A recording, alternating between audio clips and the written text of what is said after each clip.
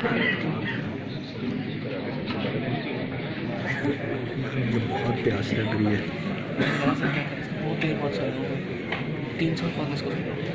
मैं इसको सुन रहा हूँ 1.5 महीने बाद, 1.5 महीने बाद। पहले इसके साथ बोला, इसके गेम्स को बोलते हैं so many mischaracterizations, so many miscontextualizations from the proposition.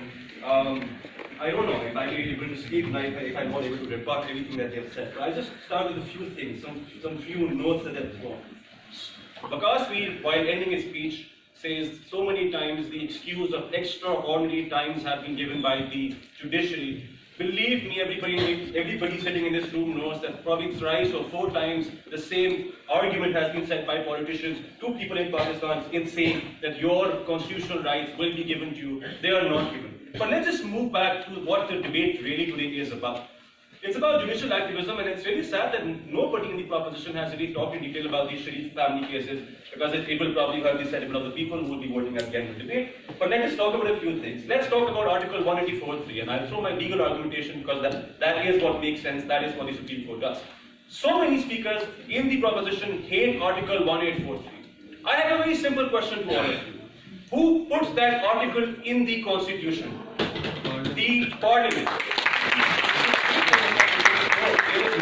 Then Waqas Mir says, for a second, think about 1973 and what Bhutto Sahib and Mirza Sahib were thinking when they were putting their final notes in the when they were putting the final notes in the Constitution. How many times since then has the Constitution been amended?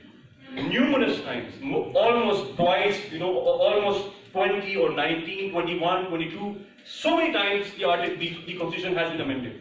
What did the Parliament do all this time if they thought that these powers given to the Supreme Court were so bad? Nothing at all. I'll take one later, not right now. Nothing at all. Let's come to the Sharif family cases now, alright? And let's try to make sure that the arguments of 62(1)(f and that narrow idea of a trial subsequent lies, but I'll just do 2 things. Number 1. Do you remember the last famous politician who was disqualified under Article 62(1)(f? Yusuf Zai Gilani.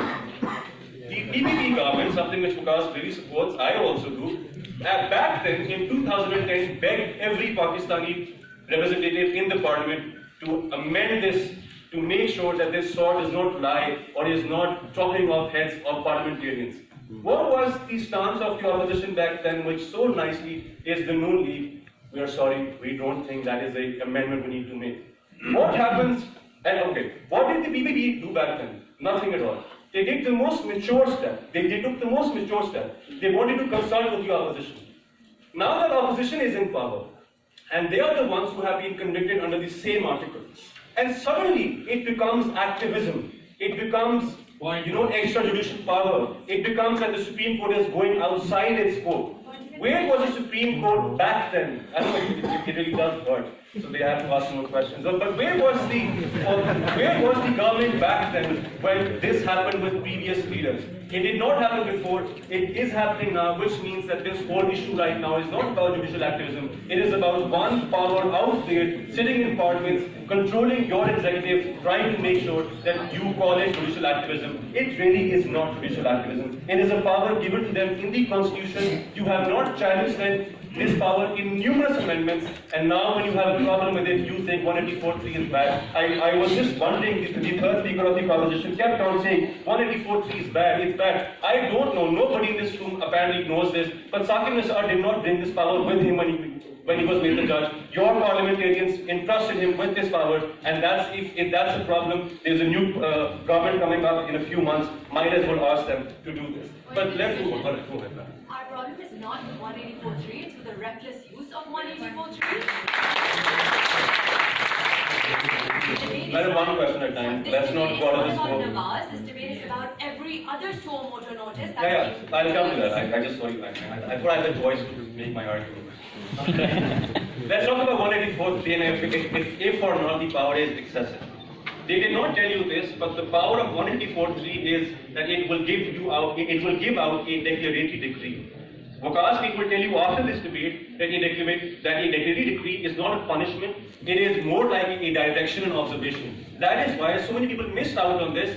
When Nawaz Sharif is disqualified on 61(f), a direction is given to ECP. Similarly, on numerous suo motos that the Supreme Court takes, they summon executive, they summon members of institutions who are supposed to deal with these things and tell them or ask them, why has this not been done? Now my question to them is, it doesn't matter if the case is taken over 6,000, which is a lie, but even if it's one, what is so principally wrong for a Supreme Court to entertain any request or application of any Pakistani out there who feels that he has been rejected by the system? Madam Amna says, oh, it depends what rejection is. People go to departments, don't get a reply. What is her response to this? And I'm very sorry, Musaddiq Saab, your daughter has to worry a lot, because according to Ms. Amna's ideology, if something is wrong with your governance, you wait for 4 years.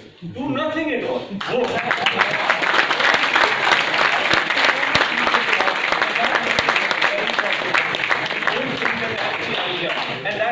And this brings me to the four issues in today's debate, right? Which is number one, what is in the best interest of democracy, or what is the purpose of any democracy? Musaddiq Saab would have you believe it's parliamentary sovereignty, supremacy. I will reject that further. Second issue, is the Supreme Court usurping power in their own hands by doing what they are doing recently? Third issue, what is the Constitution and why is the Constitution so supreme at the end of the day? And lastly, what best serves the interest of people? Let's start with the first thing, alright? They say that the Parliament is supreme. I reject that. The Parliament is not supreme. Hear me out. Because the Parliament is the supreme law-making body. They made a law which is the Constitution. It was something made by parliamentarians. Now they make any law, or for any fact, any law that they might think will work. You put Constitution provisions telling judges that if there is any law in conflict with what the Constitution says, strike it down. What did the Supreme Court judges do? They struck it down. And when they go out to the people, they say, oh, wait a second, this was the law made by your representatives, so this is really bad. Supreme Court is going out of its scope. It's really not going out of its scope because the Supreme Court merely interpreted what was written in the Constitution. Again, who made the Constitution? People, parliamentarians. If there's something wrong with that, then it's it. What is the importance of any institution? And this is the second idea. Why do you have institutions? The proposition will have you believe, or their argument is, that these institutions should not go out of their shoes. The first question, when have they gone out of their shoes? This is a very recent trend. This is very funny. But Nawaz Sharif's party has now come out and said, oh, that this is judicial activism.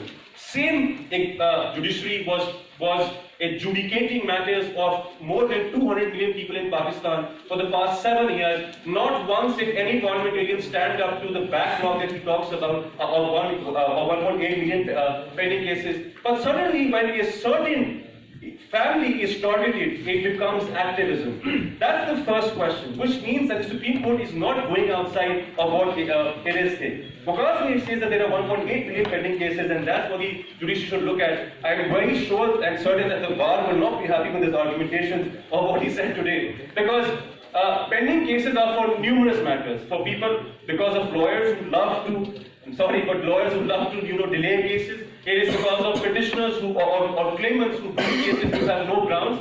And also, the Supreme Court does not increase the number of judges. It is a request that they send to the accountant journal at the end of the day. Hey, we need more judges. Give us money. So keep telling me. They will make this, okay, see, it's really interesting. They want you to believe that the Supreme Court is going out of its power. And then they want you to hate Supreme Court for the things it is not doing, which is also out of its power. So we really don't know where this argument is going further. Let's talk about this, the second issue. What is the importance of democracy? And this is, let's come back to the debate, all right? What is in the interest of Pakistani democracy right now? Is it just for us to have continuity, to have some continuation of parliamentarians? No. People vote for 4 years and to ensure that people believe in the system. And that is why, sir, democracy is not just the parliament. It is the institutions that aid parliamentarians, that aid fundamental rights, that protect the constitution, that the institution has to work collectively like that. Their argument is very simple. Nothing above the parliament, nobody else other than the parliament. And the idea of judiciary, going over issues is twofold. Number one, there's a famous saying of Justice Marshall from the Marbury case, which is one of the most old cases that talks about judicial activism, and that's sort of like, it is very simple. He says this, and this is something all judges in the world say of the Supreme Court. He says, we are not final because we are infallible. but we are infallible only because we are final. Understand this. I'd like to summarize this in the end. Understand this. Their whole context is that the Supreme Court is going outside the scope of its power. Our argumentation over here is who gave them this power. And now when suddenly this power starts hurting a certain faction, it becomes problematic. Last issue, which is the idea of, which Ma'am Amna said, that the judges cannot go out in public and cannot be a part of political controversies. You need to understand there is also a thing known as doctrine of necessity. What have your so-called Supreme Parliamentarians done outside? They've made statements in the public saying, to that XYZ gentleman who's a judge, remember at some point you will be retired. XYZ person of the Supreme Court, no, you should know that your family is, you also have children. What are the parliamentarians who they say is so supreme doing at the end of the day? They're trying to perish away or trying to remove the credibility of any institution that exists in Pakistan that questions them. And here's the trend, all right? Supreme Court was the first one to do it. They said Supreme Court is back. NAB was the second one to do it. They said NAB is back. Tomorrow probably WAPDA is going to send them a long list of bills. They'll say WAPDA is back. And that's the basic understanding. If any institution challenges you, why is it that your challenges only come at the end of the day to the people who don't even understand? Two basic ideas and the last thing. How much time do I have? 1 minute. Alright, last thing. And this is the idea of miscontextualization. Two things which they talked about which people don't know. Ms. Amna came in and said, that the Supreme Court 2 days ago said that in contempt of court cases you should really give a lifetime ban. Madam, no, that's not what he said. He said that if it goes on like this, and this was out of humor by the way, which the end of the Dawn News article also says, if that is true, it's concerning. If it's not, well, you might just move on to the next article. And that's the first thing he said. He never said that you have to do these things. Sujat Saab's argument of him taking cases back, this is really funny. Do you know that 14,000 officials have been granted to the Sharif family right now? And the decision that came back was never a decision of that sort. Saqi Nisar merely said that I will sort of give you more credence on my order. They deserve security. The only idea is that you will not give them security which they don't deserve. That's the basic fundamental idea. So many mischaracterizations of the proposition, no understanding of what this was. I just end my thing on one story. It's a true story, by the way. But John McCarthy is a US senator back in the mid-1900th century who says that you can make accusations on people to make sure that they really follow the principles of democracy, that they really follow the principles of fairness.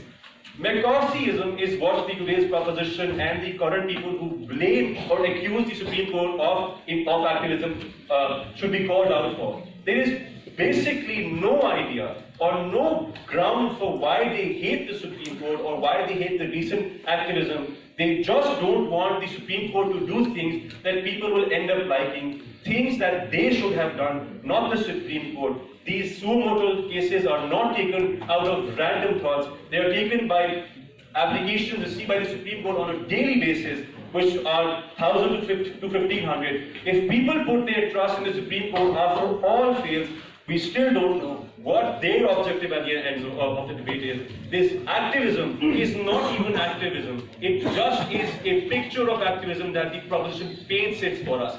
It is not something that the Supreme Court has done before. And for that reason, we want you to vote for the opposition.